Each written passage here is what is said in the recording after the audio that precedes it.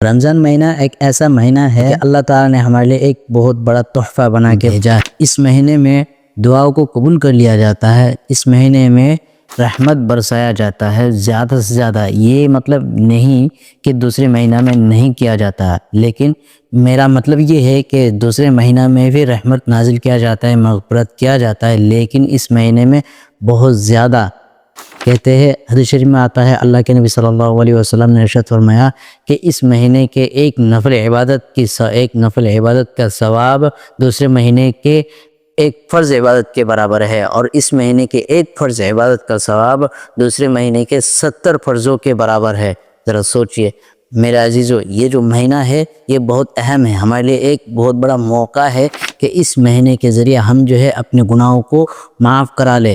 اس مہینے میں عمل کر کے، اس مہینے کے اندر عمل کر کے ہم اپنے نیکیوں کو بڑھا لے۔ یہ تقویٰ کا مہینہ ہے، اس سے جو ہے ہم اپنے آپ کو چینج کرا سکتے ہیں۔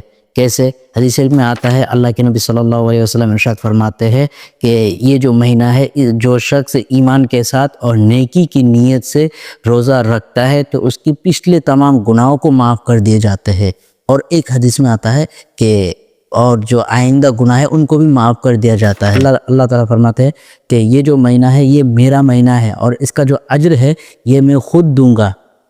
تو ذرا سوچئے کہ رمضان مہینے میں کتنا اجر دیا جاتا ہے، لیکن ہم کو کچھ اور بھی سوچنا چاہیے کہ یہ جو مہینہ ہے اس مہینے کے اندر روزہ رکھیں گے کس طریقے سے، کیا کرنا چاہیے، روزہ رکھ کے ہمیں کیا کرنا چاہیے اور کیا نہیں کرنا چاہیے، اس چیز کو بھی مد نظر رکھنا پڑے گا ہم سب کو۔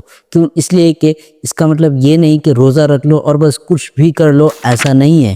کیوں؟ اس لیے کہ روزہ رکھنے کے ساتھ ساتھ ہمیں کچھ چیزوں کا خیال بھی کرنا ہے، ہمیں جو ہے گناہ نہیں کرنا ہے ہر کسی بھی طریقے کا۔ کیوں؟ اس لیے کہ حدیث شریف میں آتا ہے، نبی پاک صلی اللہ علیہ وسلم ارشاد فرماتے ہیں کہ اس شخص کا کوئی اللہ تعالیٰ کو کوئی ضرورت ہی نہیں اس شخص کا جو روزہ رکھنے کے باوجود بھی جھوٹ بولتا ہو، روزہ رکھنے کے بعد بھی وہ برا عمل کرتا ہو، ایسے شخص کا کوئی پرواہ نہیں، چاہے وہ روزہ رکھے یا نہ رکھے۔ حدیث میں آتا ہے کہ وہ کھائے یا نہ کھائے، وہ پیے یا نہ پیے، ہم جو ہے جو روزہ رکھیں گے تو اس کے ساتھ ساتھ جو ہے ہمیں قول زور، برا جھوٹ بات یہ بھی چھوڑنا ہے، برا عمل یہ بھی نہیں کرنا ہے۔ اس سے بیان کر دیا گیا کہ جتنے بھی گناہ ہے، جیسے کہ چغلی کرنا، چوری کرنا، جھوٹ بولنا، اس طرح اور بھی تہمت لگانا، ایسے جتنے بھی گناہ ہیں ان سب گناہوں سے ہمیں پاک رہنا ہے، ان سب گناہوں سے ہمیں احتیاط رہنا ہے، ہمیں بچنا ہے۔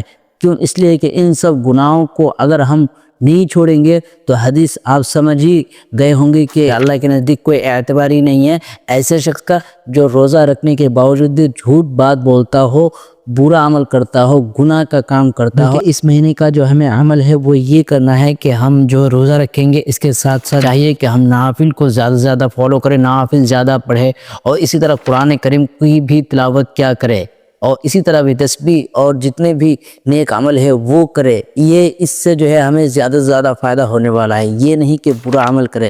برا عمل سے بچنے کا ہی یہ مہینہ ہے کہ اس سے جو ہے ایک انسان جو ہے اپنے آپ کو بدل سکتے ہیں، گناہگار بندہ اس سے اپنے آپ کو چینجنگ میں لا سکتا ہے۔